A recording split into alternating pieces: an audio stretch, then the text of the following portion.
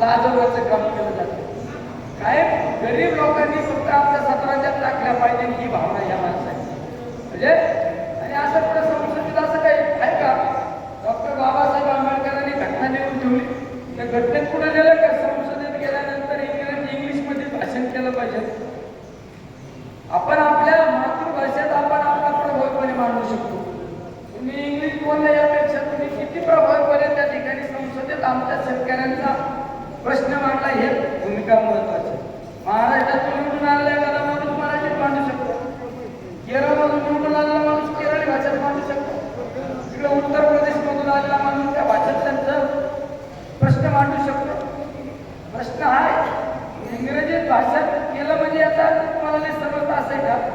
तुम्ही कुठल्या भाषेत त्या ठिकाणी तुमच्या समस्या मांडल्या यापेक्षा तुम्ही जनतेला किती जनतेसाठी झटले, जनतेसाठी किती तुम्ही न्याय हक्कासाठी झटले हे सगळ्यात महत्वाचं.